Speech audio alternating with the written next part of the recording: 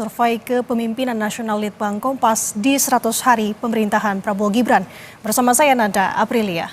Hari ini, saudara, hari ketiga, Litbang Kompas merilis survei tingkat kepuasan publik kepada Presiden Prabowo Subianto dan Wakil Presiden Gibran Raka Buming Raka di bidang penegakan hukum.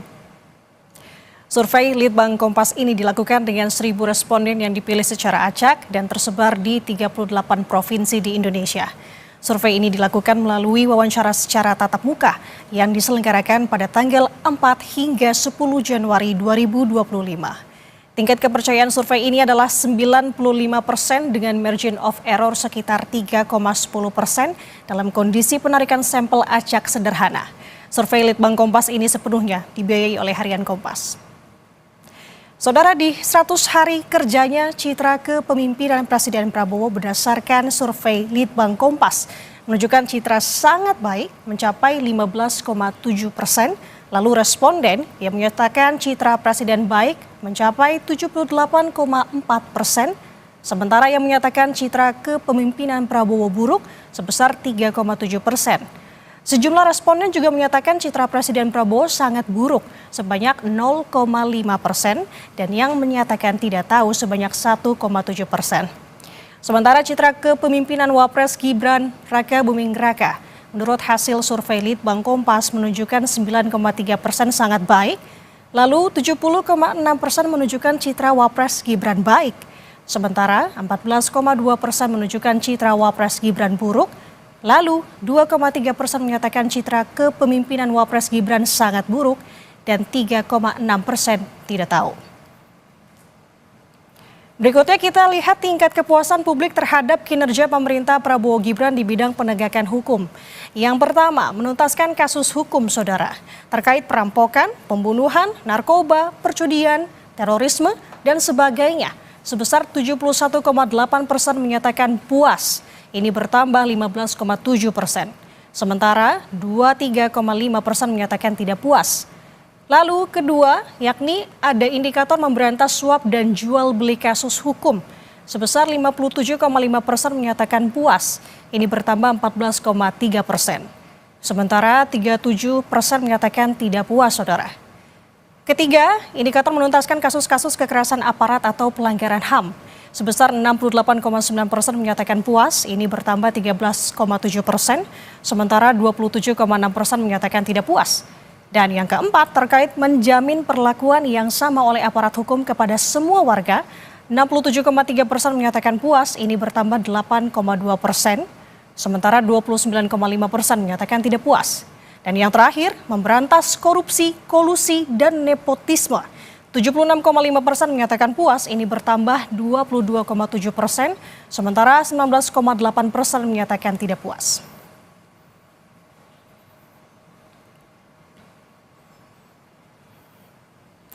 Saudara, kita bahas hasil survei Litbang Kompas tingkat kepuasan pada 100 hari pemerintahan Prabowo Gibran bersama dengan peneliti Litbang Kompas, Mas Rangga Eka Sakti yang sudah bersama kami pagi hari ini. Selamat pagi, Mas Rangga. Selamat pagi, Mbak. Terima kasih waktunya bersama kami di Studio Kompas TV. Kita akan bahas secara keseluruhan, tapi yang utama adalah terkait dengan citra terlebih dahulu. Bisa Anda gambarkan ini bagaimana cara bacanya, Mas Rangga? Ya, kita memang mencoba untuk melihat ya citra kepemimpinan Pak Presiden Prabowo dengan Pak Wapres Gibran gitu. Dari sini kita bisa lihat bahwa memang citra itu artinya brand ya, brand yang ditangkap oleh publik dalam melihat Pak Presiden Prabowo itu sangat positif ya. Kita bisa lihat di sini kalau kita coba gabung antara sangat baik dan baik itu kan mencapai 94%. Ini menandakan bahwa sangat besar ya, mayoritas dari publik itu memang melihat kepemimpinannya Pak Prabowo itu dengan sangat positif. Begitu halnya juga sama dengan citra dari Pak Wapres Gibran gitu ya, dengan tingkat meskipun sedikit lebih kecil ya, tapi yang kalau kita gabung yang baik dengan sangat baik itu sangat tinggi di hampir sekitar 80%. Ini memang menandakan bahwa pertama modal politik dan sosial yang dimiliki oleh baik Pak Prabowo dengan Pak Gibran itu cukup besar untuk mengawali pemerintahannya, begitu, Mbak. Oke, selain tadi yang Mas katakan selain modal politik dan sosialisasi begitu ya, apa saja sih sebenarnya indikator-indikator lebih spesifik yang mungkin bisa Mas Rangga jabarkan untuk angka yang sama-sama sebenarnya tidak terpaut jauh ya, 78,4% menyatakan baik, kemudian juga Wapresnya di angka 70,6%. Apa saja sih Mas sebenarnya? Ya, jadi memang ini adalah citra itu kan tangkapan yang dilihat dari publik begitu ya Mbak. Bagaimana publik itu melihat kan kita coba perdalam juga melalui indikator-indikator yang lebih detail. Oke. Misalnya dalam melihat kinerja pemerintah itu kita ada indikator di bidang yang akan kita bahas ini penegakan hukum, kemudian nanti akan ada ekonomi, sebelumnya ada politik dan keamanan, dan juga ada soal kesejahteraan sosial nantinya. Nah itu kemudian yang ditangkap oleh masyarakat dan termanifestasi dalam bentuk citra positif ini Mbak. Apakah kedekatan dengan masyarakat seperti kita tahu Wapres kita Gibran Rakabuming Raka kan senang sekali begitu ya, berusukan seperti ayahanda begitu ya. Dan apalagi Pak Prabowo juga sepertinya juga dengan beberapa narasi belakangan ini dalam pidatonya benar-benar menjunjung tinggi kesejahteraan dari masyarakat. Apakah itu juga membangun dari indikator-indikator ini angkanya, Mas? Ya, yang jelas adalah tingginya citra baik Pak Prabowo dengan Pak Gibran ini itu menunjukkan bahwa komunikasi yang disampaikan oleh dua figur tersebut itu relatif sukses ya. Artinya pesannya mudah dipahami ya kan, kemudian mungkin relevan juga dengan apa yang dirasakan oleh publik sehingga nyambung lah, ada hubungan antara Pak Prabowo dan Pak Gibran selaku pemerintah dan juga subjek yang di pemerintahnya gitu ya. Oh gitu, berarti salah satunya adalah melihat memang ada kecocokan antara keduanya begitu sebagai pemimpin ya? Ya. Oke, kalau melihat ini semua Mas, kalau untuk ada indikator buruknya, tampaknya untuk buruk dari Wapres sendiri ini angkanya lebih tinggi dibandingkan presidennya. Apakah indikator yang dinyatakan ini sih Mas? Kalau kita lihat memang ini kan tangkapan awal ya Mbak ya. Kita melihat kira-kira selama 100 hari pertama memerintah begitu, kira-kira publik tuh melihat baik Pak Presiden dengan Pak Wapres itu seperti apa. Dari sini sih kalau kita bisa lihat take away-nya ya memang mayoritas sekali gitu yang melihat kedua sosok ini dalam lanskap yang lebih positif begitu sih Mbak. Itu sih yang mungkin bisa di ini ya. Kalau kita lihat yang buruk kemudian yang sangat buruk itu dibandingkan dengan yang melihat dengan baik dan sangat baik kan relatif jauh lebih besar yang baik kan begitu. Oke, dan ini dalam tanda kutip lagi dan penegasan bahwa ini masih dalam 100 hari kerja begitu ya, masih ada perubahan-perubahan ke depannya.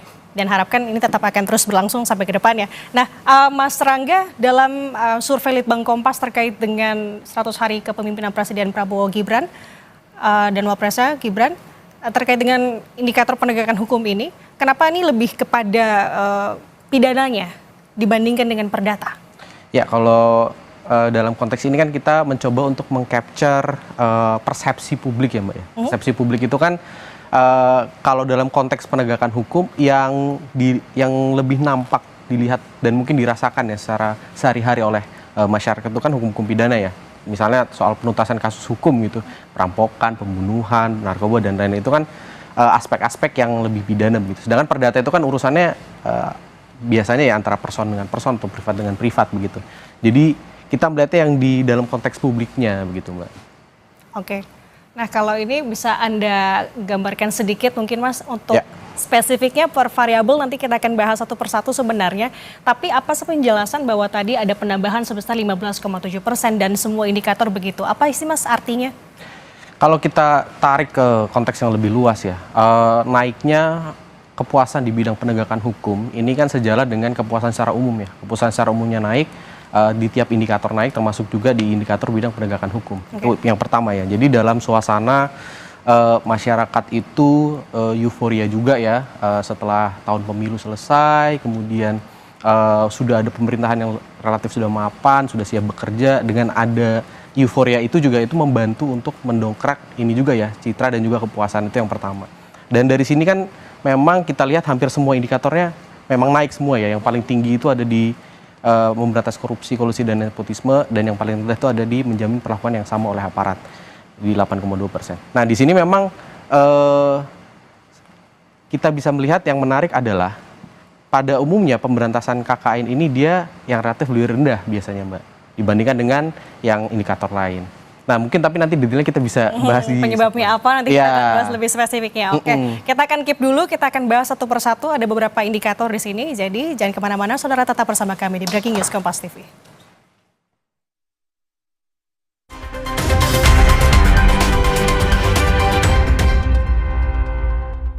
Pemerintahan Presiden Prabowo Subianto dan Wakil Presiden Gibran Rakabuming Raka akan memasuki 100 hari kerja setelah dilantik pada 20 Oktober 2024. Survei Litbang Kompas mencatat sejumlah penilaian terkait kinerja pemerintahan di 100 hari kerja kementerian. Menko Pemberdayaan Masyarakat Muhaimin Iskandar bersama peneliti Litbang Kompas, pemimpin redaksi Kompas TV, dan pengamat politik akan mengulas hasil survei secara lebih mendalam. Dipandu Friska Clarissa, High Level 100 hari pemerintahan Prabowo Gibran, Minggu 26 Januari pukul 10 malam di Kompas TV. Ibuku, ibu-ibu, adikku, tipu-tipu. Ini dia, pecahnya 9 komika. Sebagai bapak anak dua yang anaknya masih kecil di bawah 5 tahun, liburan menurutku menyebalkan. Karena jatuhnya jaga anak. Liburan ke Monas, jaga anak, view-nya Monas. Kakak kok ketawa? Kakak kayak gitu kan? Buktikan dalam Suci 11, Jumat 24 Januari pukul 9:30 malam.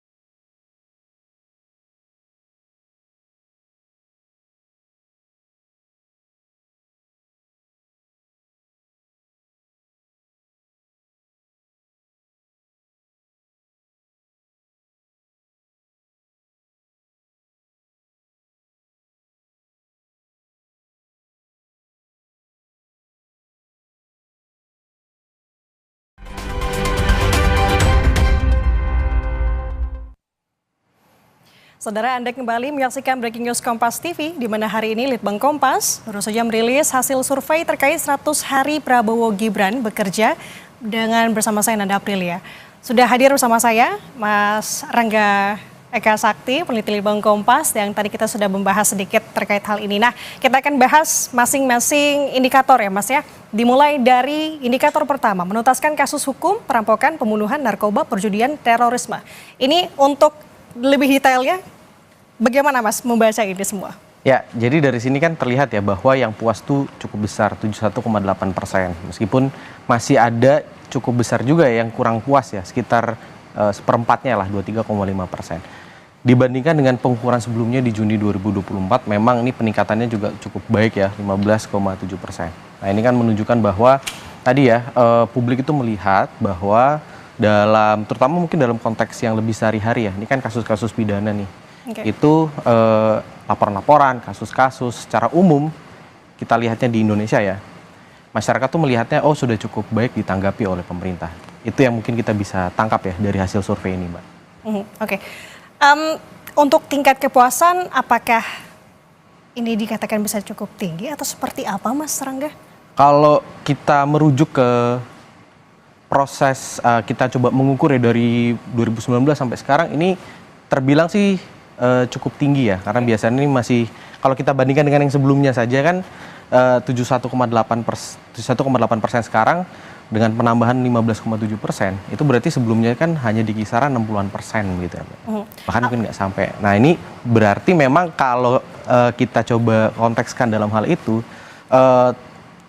sudah cukup membaik lah paling tidak gitu selama 100 ini.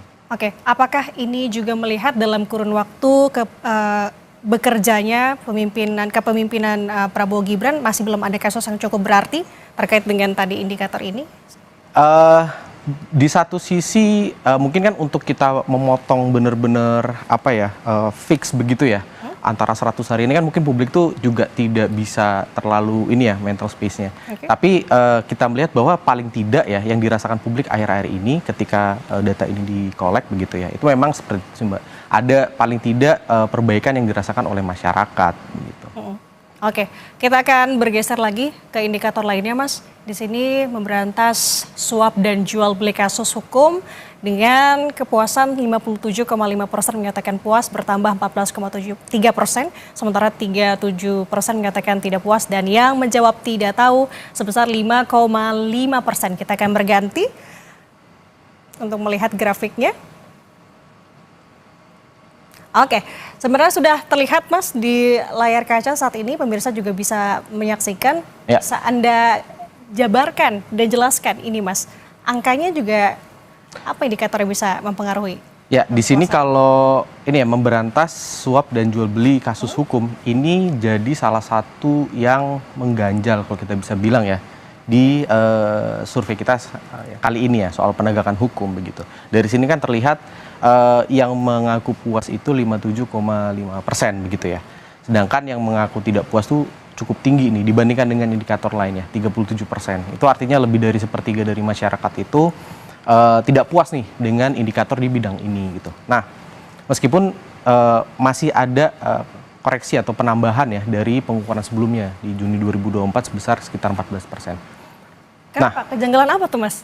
Jadi begini, ini kan menunjukkan kalau publik itu melihat kasus hukum itu masih bisa diperjualbelikan. Artinya ketika misalnya ada orang yang berhadapan dengan hukum, kemudian dia punya kapital dalam bentuk baik kapital politik maupun kapital uang begitu ya, itu bisa kemudian mengakali proses hukum. Ini yang paling tidak publik itu melihatnya 37% itu melihat seperti itu gitu Mbak. Nah ini kemudian akan nyambung juga dengan nanti aspek lain yaitu kesetaraan di mata hukum atau menjamin perlakuan yang sama oleh aparat. Oke. Tapi kalau dengan pemikiran seperti itu bahwa dengan kekuasaan dalam tanda kutip ya masih bisa mempengaruhi dengan jual beli hukum, berarti untuk angka ini masih bisa dikatakan memang cukup tinggi setiap hasil survei atau seperti apa? Kalau kita coba lihat di beberapa hasil survei mungkin setahun 2 tahun terakhir ya, memang aspek pemberantasan suap ini juga jadi salah satu yang masih mengganjal juga di setiap kali survei begitu Mbak. Artinya memang ini kalau kita bisa lihat kenapa kok bisa hampir di setiap kali survei aspek ini selalu menjadi yang terendah atau kedua paling bawah begitu paling tidak. Itu ada problem struktural yang mungkin belum bisa dibenahi. Nah ini mungkin titik-titik kritis di mana mungkin seperti kita tahu ya di Asta Citanya Pak Prabowo itu kan memang banyak berbicara soal reformasi hukum dan lain-lain. Nah ini mungkin jadi salah satu titik kritis begitu yang perlu untuk dibenahi segera.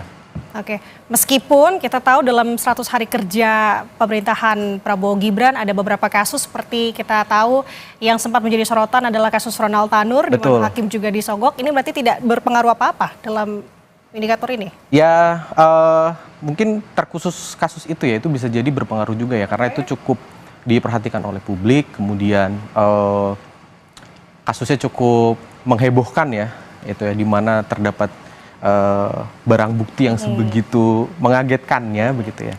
Nah itu juga kemudian membentuk persepsi yang kurang lebih menghasilkan itu ya sekitar 37% publik itu merasa kemudian ya akhirnya itu buktinya gitu ibaratnya. Kasus hukum itu bisa juga nih dibeli dan lain-lain. Nah, ini yang kemudian makanya itu problem struktural itu tuh harus didekati juga dengan solusi-solusi yang lebih struktural juga gitu Mbak. Oke, itu tadi kuncinya. Nah kita akan bergeser ke indikator lainnya Mas. Mungkin juga bisa dibantu untuk indikator selanjutnya adalah menuntaskan kasus-kasus kekerasan aparat atau pelanggaran HAM. Nah ini menarik. Bisa Anda jelaskan terlebih dahulu untuk angka kepuasan juga tampaknya berbanding agak sebelumnya ya, agak sedikit lebih rendah dibandingkan dengan poin-poin dua indikator tadi. Kenapa Mas? Betul Mbak. Jadi memang kalau kita lihat kan di sini tingkat kepuasannya itu lebih rendah daripada tingkat kepuasan umum. Tingkat kepuasan umum kan 71,2%, sedangkan di sini tingkat kepuasannya 68,9%. Meskipun balik lagi ya, hampir semua indikator kan memang mengalami peningkatan. Di sini kan peningkatannya 13,7%. Kita tahulah dalam 100 hari terakhir ini ada beberapa kasus-kasus ya, yang bahkan terjadinya itu dalam rentang kurang dari 1 bulan begitu ya. Kasus ya penembakan yang terjadi di Semarang, kemudian yang terjadi di tol begitu ya. Itu kan menunjukkan bahwa masih ada problem yang harus segera dituntaskan terkait dengan kekerasan oleh aparat. Itu yang kemudian menyebabkan kenapa kok tingkat kepuasan dari publik dalam aspek ini tuh masih relatif lebih rendah dibandingkan dengan beberapa yang lain gitu. Berarti ini bisa dikatakan menjadi PR pemerintah juga nggak Mas? Artinya melihat bagaimana cara mereka menyelesaikan dari yang tadi beberapa kasus kan, saya meng-highlight ada 5 kasus Mas yang belakangan ini dalam 100 hari kerja pemerintahan Prabowo Gibran. Tadi polisi tembak polisi, ada juga yang tadi kasus tol, kemudian ada penembakan yang di Semarang, siswa SMK. Nah bagaimana sebenarnya ini menjadi penggambaran bahwa ini masuk dalam tidak puas begitu Mas? Atau seperti apa? Ya, jadi gini, yang tidak puas kan cukup besar ya, sekitar lebih dari 1/4 ya, 27,6%, hampir 1/3. Untuk bisa mengecilkan yang tidak puas itu kan pertama persoalan kasus-kasus ini tuh harus diselesaikan dengan akuntabel dan transparan. Oke. Jadi bagaimana dari awal kemudian tersangkanya itu tersangka ditunjukkan, kemudian proses hukumnya seperti apa sampai tuntas itu kan harus dijelaskan ke publik sehingga publik bisa benar-benar yakin bahwa kasusnya benar-benar tuntas, bukan cuma dikasih mutasi, bukan cuma dikasih hukuman etik gitu misalnya. Jadi karena ada unsur pidana kan di sini. Itu yang pertama. Yang kedua adalah mungkin tingkat kepuasan ya dengan adanya tadi berbagai kasus ini kan masih cukup tinggi, Mbak. Kalau misalnya kita bandingkan dengan taruh tahun 2022 itu, ketika waktu itu terjadi beberapa peristiwa besar ya, termasuk Kanjuruhan, kemudian Sambo, Teddy segala macam ya, terutama yang terkait dengan kasus kekerasan oleh aparat dan juga pelanggaran HAM, itu memang jauh lebih rendah daripada ini tingkat kepuasannya.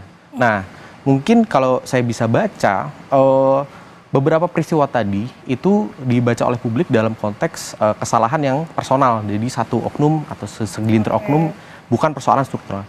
Tapi untuk bisa menyelesaikan ini secara lebih tuntas begitu ya, itu memang diperlukan agenda yang lebih serius untuk mungkin ya membawa perubahan yang lebih tadi ya, lebih struktural, entah di institusi Polri maupun di institusi TNI. Tapi walaupun memang ini sebenarnya adalah masalah instansi per instansi begitu ya, tidak secara skup mencakup dari tokoh dari presiden ataupun wapres itu sendiri, tapi ini bisa mengancam tingkat kepuasan tidak Mas? Apalagi kan saat ini muncul juga tagar terkait no viral, no justice.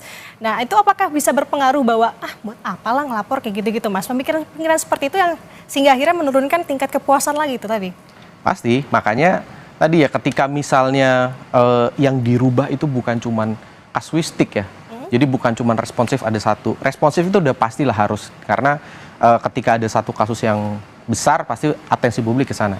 Tapi ketika perubahannya itu tadi ya lebih sistemik, dibikin sistem yang lebih rapi sehingga kemungkinan kejadian-kejadian pelanggaran HAM oleh aparat ini bisa lebih minim, itu kan tingkat kepuasan publik itu akan jauh lebih mudah untuk di-manage gitu Mbak. Ketimbang kita harus menyiapkan mitigasi krisis public relation gitu setiap ada kasus gitu. Nah oke itu.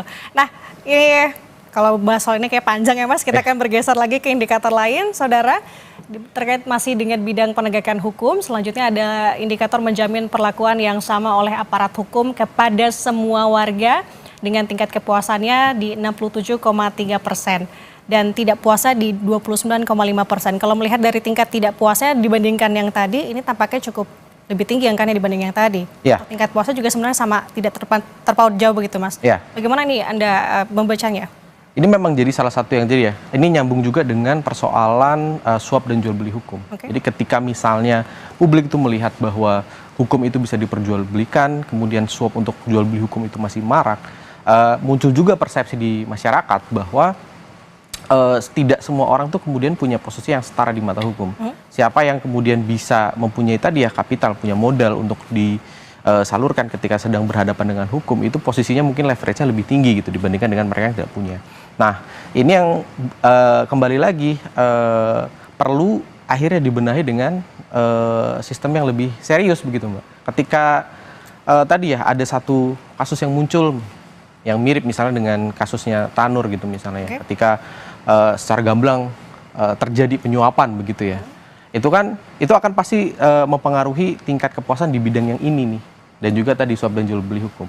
Jadi balik lagi ya, solusinya itu harus sistemik sih Mbak, harus struktur begitu yang dibikin. Berarti artinya ini menjadi sorotan masyarakat juga tentunya ya Mas, apalagi semisal ada perlakuan di mana laporan dari masyarakat ini tidak digubris, tidak ditindaklanjuti, ini berpengaruh tentunya ya. Tentu, dan itu juga tadi Mbak bilang tadi yang soal no viral no justice. Ini juga sangat menggambarkan suasana publik bahwa pada akhirnya publik itu jadi tidak percaya untuk menyelesaikan kasus yang mereka alami itu lewat prosedur yang formal begitu. Datang ke polsek itu misalnya membuat laporan dan kemudian ditangani. Akhirnya kan orang mengejar keadilan itu melalui tadi ya media sosial begitu, sampai akhirnya pemerintah atau pihak otoritas itu mengambil atensi ketika sudah besar begitu kasusnya. Oke, indikator ini juga bisa mencakup soal vonis-vonis nggak Mas? Seperti yang sekarang kan menjadi sorotan vonisnya Harvey Mois gitu kan. Dimana juga menjadi atensi dari Presiden bahwa dapat menyakiti hati masyarakat untuk vonis yang terlalu ringan untuk para koruptor tuh. Apakah ini juga bisa mencakup? Ya itu salah satu faktor juga yang bisa membuat situasi ini ya, di mana tingkat kepuasannya relatif rendah, yang tidak puas juga cukup tinggi begitu ya Mbak. Karena korupsi itu kan kejahatan yang publik itu sangat rasakan begitu ya. Itu sangat berdampak pada semuanya kan Mbak. Kehidupan sehari-hari, infrastruktur dan lain-lain. Dan itu juga ketika kasus-kasus korupsi itu hukumannya relatif, bahkan dalam beberapa kasus seperti yang di Harvey Mois itu kan hakim memutuskan di bawah tuntutan begitu. Yep. Nah, itu cukup melukai perasaan keadilan masyarakat itu tadi gitu Mbak. Oke. Tapi dengan sikap dari Presiden Prabowo Subianto yang langsung memberikan statement bahwa hal itu menyakiti hati masyarakat, kemudian juga memberikan atensi bahwa sebaiknya vonis ini untuk kasusnya sebenarnya tidak disebutkan spesifik untuk kasus Harvey Mois, tapi untuk vonis yang terlalu rendah untuk para koruptor, maka dia menyebut bahwa 50 tahun dan langsung menembak itu. Apakah menjadi efek kepercayaan juga untuk masyarakat bahwa yakin di pemerintahan Presiden Prabowo untuk sistem aparat hukum dapat mengadili seadil-adilnya ini bisa diberlakukan atau seperti apa Mas Rangga? Kalau dalam konteks persepsi publik ya itu tentu akan jadi nilai plus ya, karena publik melihat oh berarti Bapak Presiden ini serius nih dalam menghadapi problem korupsi itu. Tapi hal itu kan juga harus diimbangi juga dengan penguatan dalam aspek tadi ya, struktur. Harus ada mungkin tambahan di undang-undang terkait dengan tipikor gitu misalnya, agar aparat-aparat penegak hukum juga punya landasan yang kuat ketika misal memang harus memberikan hukuman yang maksimal kepada para koruptor begitu Mbak. Nah itu tadi landasan hukumnya ya harus jelas juga. Kita akan bergeser ke indikator lain Saudara.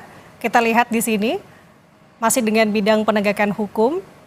Untuk indikator memberantas korupsi, kolusi, dan nepotisme dengan tingkat kepuasan 76,5% Mas Rangga. Ya, aspek ini memang yang tingkat kepuasannya paling tinggi. Ini yang mendorong tingkat kepuasan secara umum di bidang penegakan hukum sampai di angka 71,2%. Angka yang sejak 2019 itu belum pernah nih sampai setinggi ini begitu. Kalau kita bisa lihat memang, dan penambahannya kita bisa lihat ya, 22,7% dibandingkan dengan pengukuran sebelumnya. Ini kan menunjukkan bahwa sebelumnya aspek ini justru yang paling rendah kan sebenarnya. Di bidang penegakan hukum begitu. Okay. Nah, dalam 100 hari terakhir kita tahu ada beberapa kasus yang sedang berjalan ya, yang melibatkan sosok-sosok yang cukup high profile begitu ya. Nah, ini bisa jadi mempengaruhi persepsi publik sehingga muncul nuansa bahwa siapapun kemudian tidak kebal ketika melakukan korupsi, siapapun itu ya, dengan status sosial atau status politik apapun, begitu Mbak. Oke, ini sebenarnya kemarin kan kalau kita melihat dari KPK sendiri kan melakukan pengecekan LHKPN, ada sebanyak pejabat negara yang sudah melaporkan itu 100 lebih kalau tidak salah. Nah, apakah dengan di mana kan ini juga mendapatkan atensi dari Presiden begitu ya, untuk pejabat negara khususnya ini bisa melaporkan LHKPN dan lain-lain sebagainya untuk meminimalisir atau mentiadakan terkait dengan korupsi itu setidaknya di dalam tubuh kabinetnya. Maka ini menjadi kepercayaan juga untuk masyarakat untuk pemerintahan Presiden Prabowo. Kalau kita ngomong dalam konteks pemerintah Pak Prabowo ya Mbak ya, memang kan dari awal korupsi ini kan jadi salah satu, baik itu secara retorika ya, artinya disampaikan ke publik ketika berpidato dan lain-lain, sampai ke dokumen-dokumen yang visi misi dan lain-lain ya, rencana kerja itu jadi salah satu yang mendapatkan penekanan. Ya kita bisa lihat mungkin di sini paling tidak publik itu menangkap adanya harapan gitu, harapan bahwa oh paling tidak kayaknya nih Pak Prabowo nih cukup serius nih untuk benar-benar mengatasi persoalan korupsi begitu. Namun kembali lagi ya, ini juga tetap harus dibuktikan dengan kinerja yang betul-betul tidak korup tadi begitu. Membacanya harus with a grain of salt bahasanya. Jadi memang harus diimbangi dengan pemahaman bahwa masih panjang sekali masa jabatan Pak Prabowo dan Gibran, sehingga harapan ini harus tetap dijawab gitu. Ini terkait dengan harapan begitu ya. Nah, berarti apakah yang kemarin sempat ramai juga terkait dengan pengampunan untuk hukuman koruptor ini berpengaruh juga atau seperti apa Mas kalau Mas Rangga lihat? Nah ini kan tadi ya narasi pengampunan terhadap koruptor itu kan kemudian mendapat reaksi yang negatif kan dari publik. Dan dengan reaksi negatif itu kita bisa lihat kemudian pemerintah secara langsung akhirnya tidak melanjutkan gagasan itu kan, tidak menjadi formil begitulah ya. Nah itu menunjukkan bahwa dalam konteks korupsi saya rasa memang pemerintah cukup sensitif untuk melihat mood publik juga gitu. Oke. Makanya secepatnya langsung diklarifikasi begitu Betul. ya. Oke, kita bergeser ke indikator lain. Oke, indikator semua tampaknya sudah kita bahas Mas, tapi untuk lebih lengkapnya lagi, kita masih punya yang lain untuk kita bahas terkait dengan bidang penegakan hukum di 100 hari pemerintahan Presiden Prabowo dan Wapres Gibran Rakabuming Raka. Tetap bersama kami di Breaking News Kompas TV.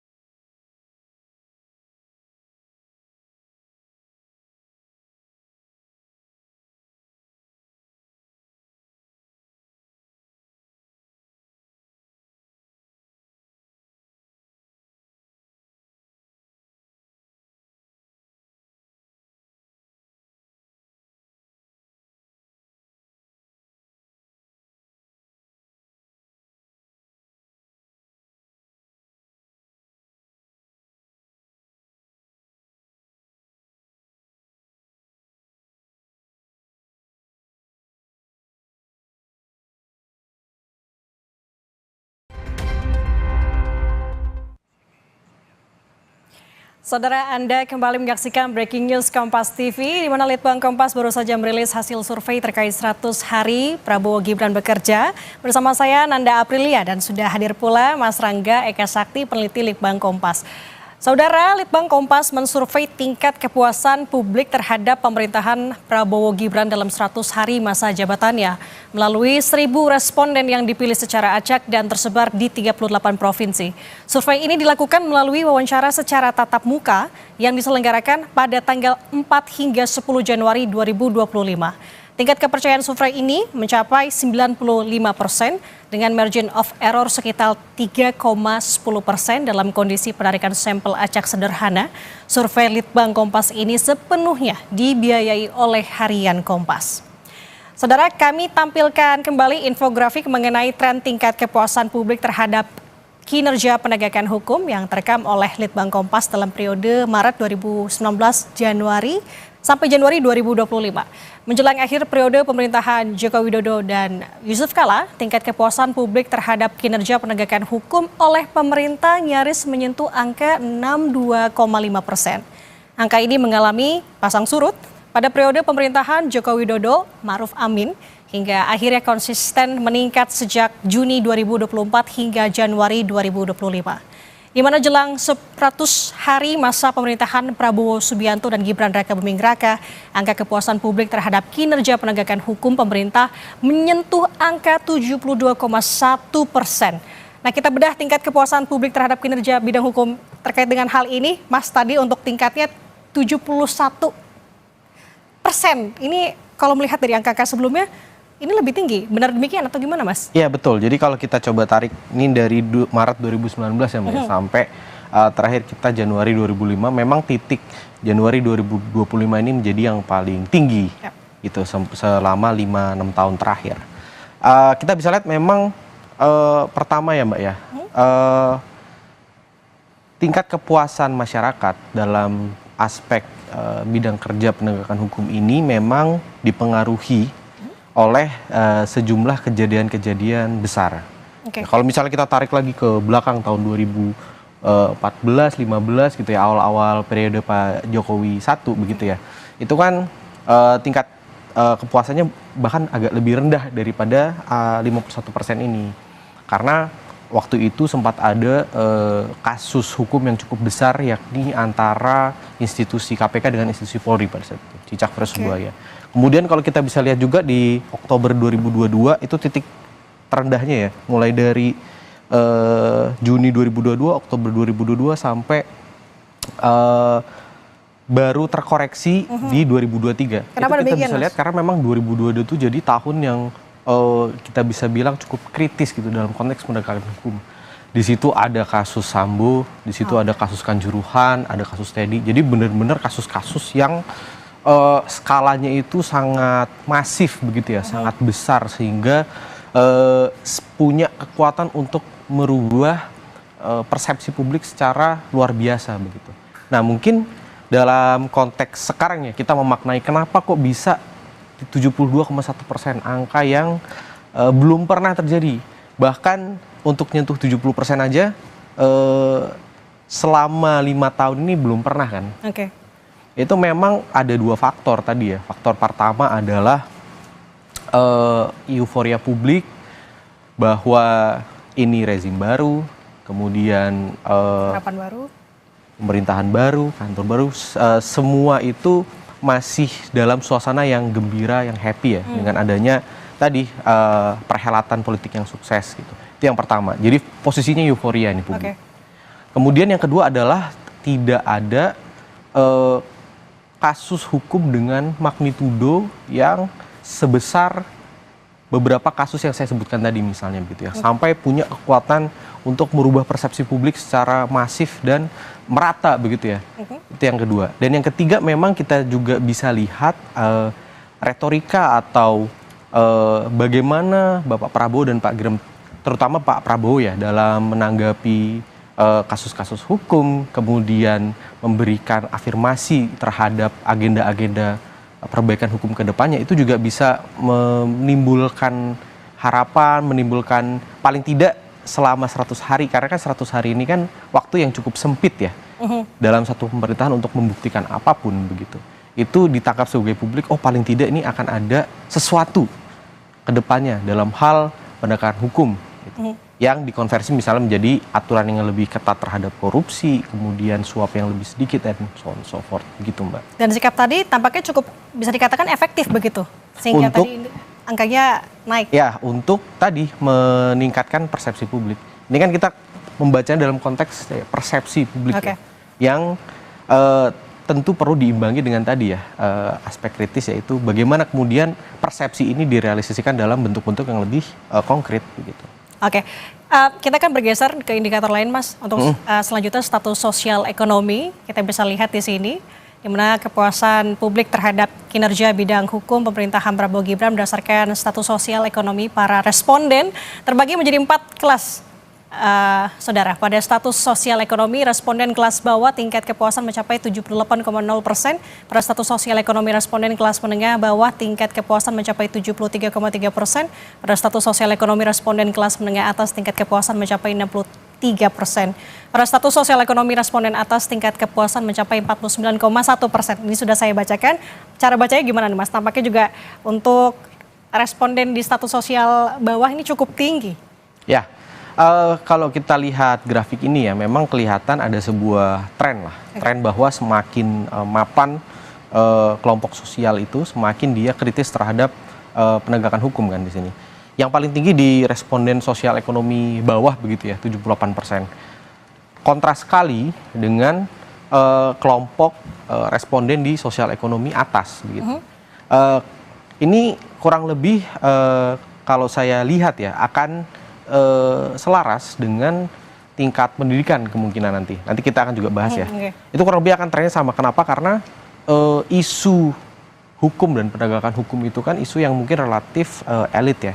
Banyak hal-hal teknis, banyak bahasa-bahasa yang mungkin tidak biasa digunakan dalam bahasa masyarakat sehari-hari, sehingga pengetahuan teknis itu bisa mempengaruhi persepsi responden terhadap penegakan hukum begitu. Ketika misalnya kita melihat secara umum ya, masyarakat umum mungkin di kelas menengah bawah dan bawah, karena ini bawah dan bawah ini kan mayoritas dari masyarakat Indonesia ya, taruhlah mungkin 50-60% begitu kan.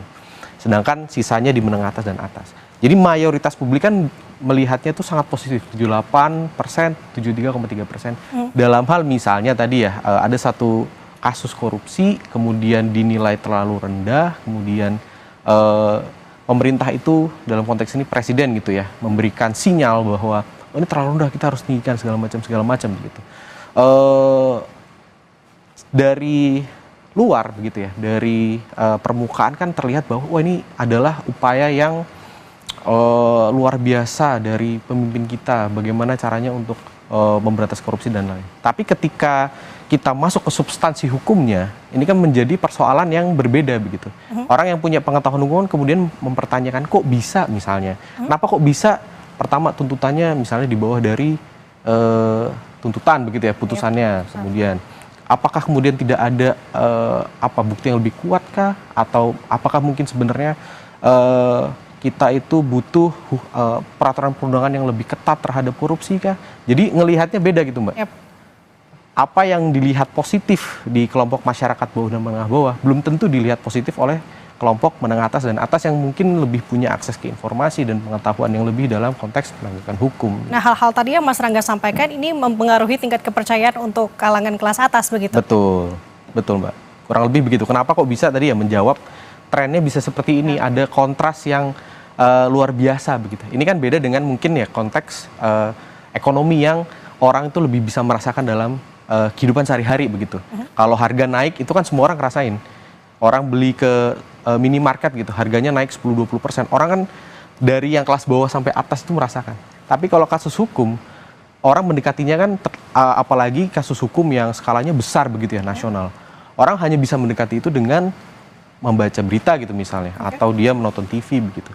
Sehingga pengetahuan per individu terhadap konteks hukum itu sangat mempengaruhi bagaimana mereka kemudian melihat nih puas nggak puasnya dengan penegakan hukum ini tadi begitu Mbak.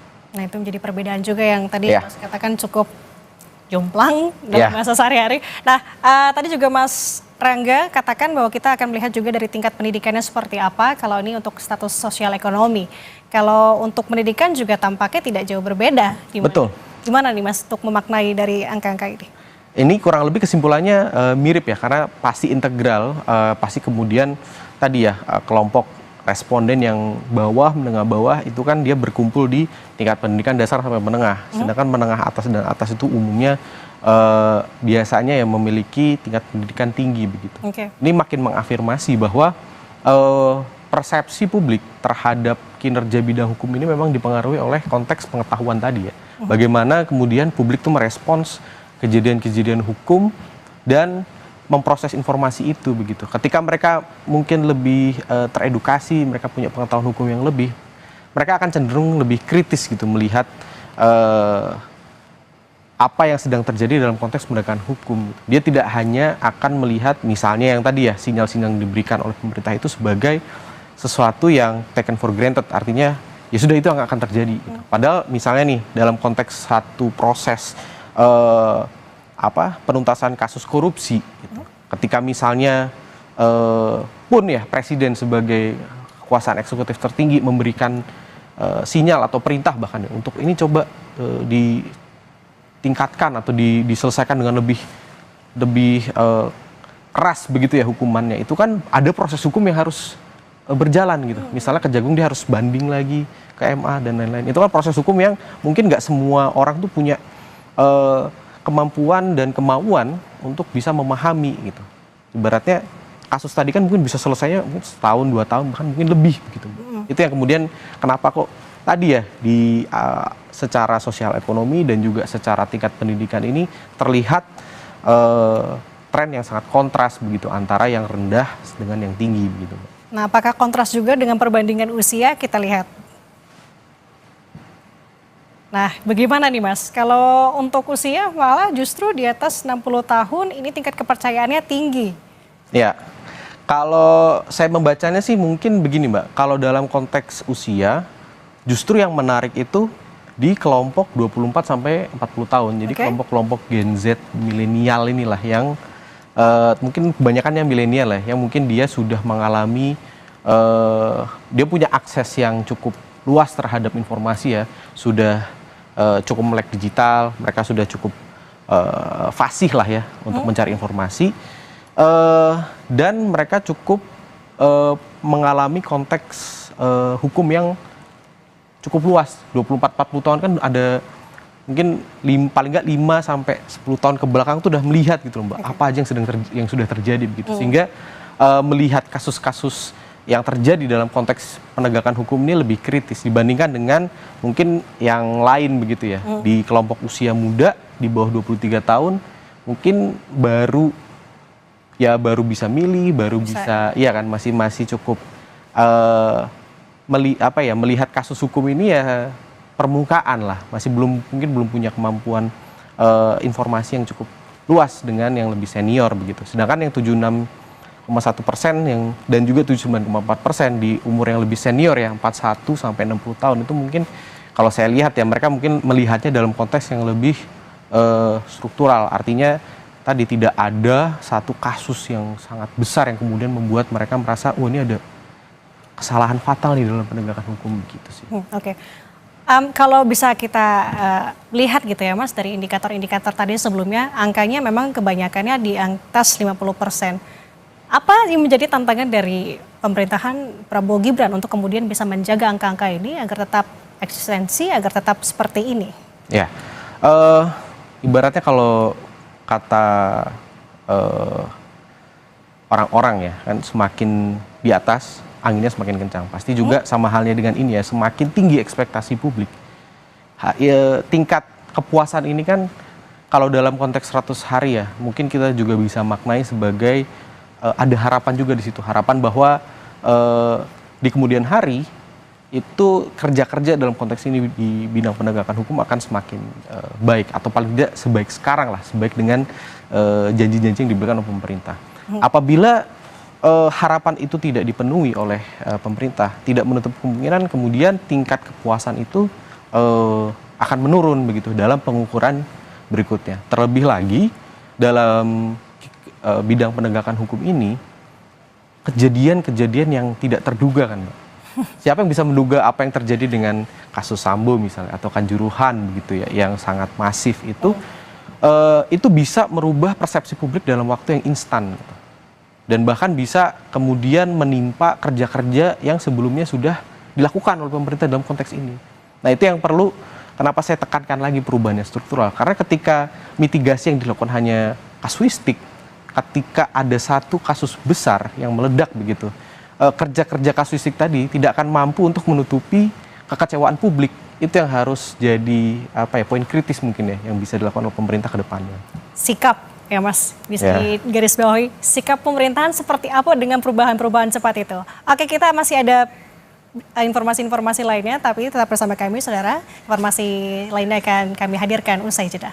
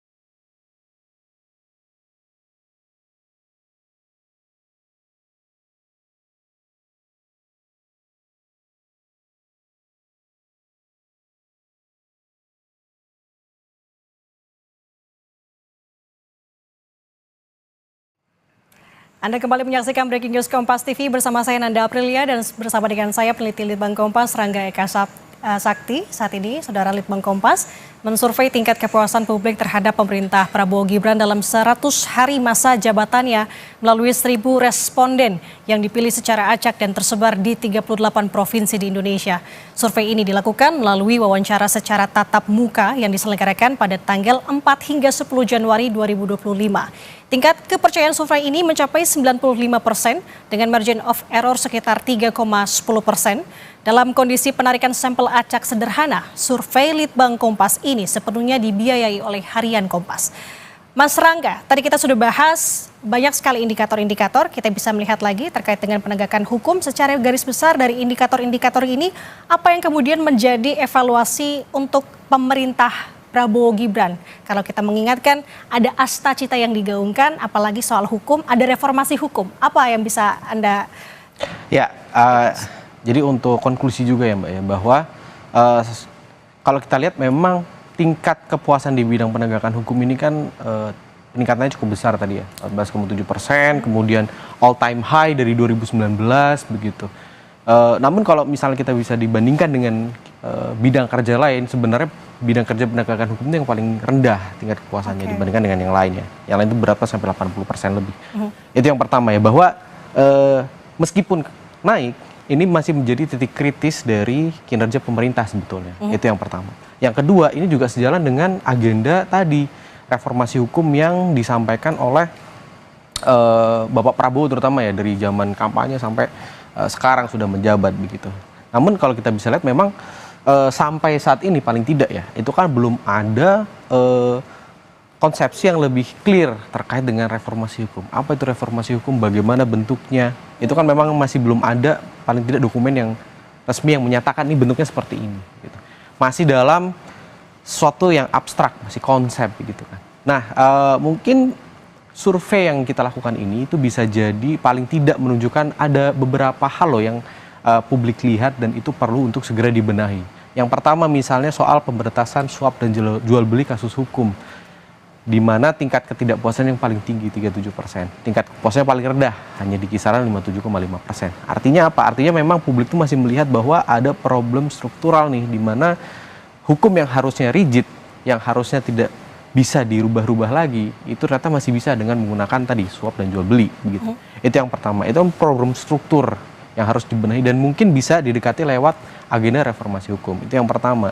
Yang kedua adalah soal sama menjamin perlakuan yang sama oleh aparat hukum kesetaraan. Ketika suap dan jual beli kasus hukum masih marak, orang tidak mungkin akan percaya bahwa semua itu bisa sama di mata hukum. Ini kemudian jadi hal yang perlu dibenahi juga secara struktural. Yang ketiga adalah soal penuntasan kasus-kasus kekerasan aparat. Nggak bisa kita hanya bisa ngelihat oknum satu gitu. Kalau oknum-oknumnya banyak nanti jadi satu mabes begitu ibaratnya kan ya. Nah itu juga harus didekati dengan solusi yang tidak bisa tadi kasuistik, harus struktural. Bagaimana reformasi hukum nih yang masih abstrak itu bisa didekatkan dengan problem-problem yang dirasakan secara real oleh masyarakat.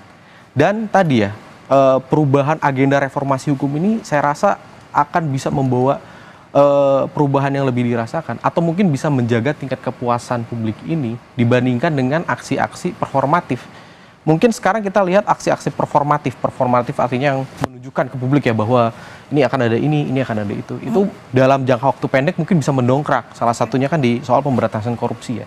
Tapi ketika misalnya aksi performatif itu lama-lama publik jenuh begitu ya. Jenuh dalam artian kok tidak ada perubahan yang signifikan dalam hal penegakan hukum, kok begitu-begitu aja, masih no viral no justice. Nah, itu lama-lama publik juga tidak akan jadi kebal gitu. Ibaratnya minum antibiotik dia akan kebal gitu dengan itu lagi. Jadi perubahan yang harus dilakukan itu perubahan yang alih-alih ya performatif, itu lebih struktural tadi. Oke, itu tadi masukan-masukannya dan tentu harapannya dari hasil survei Litbang Kompas ini juga bisa mungkin menjadi rujukan begitu ya untuk pemerintahan Presiden Prabowo dan Wapres Gibran Rakabuming Raka, apalagi punya asta citanya reformasi hukum begitu.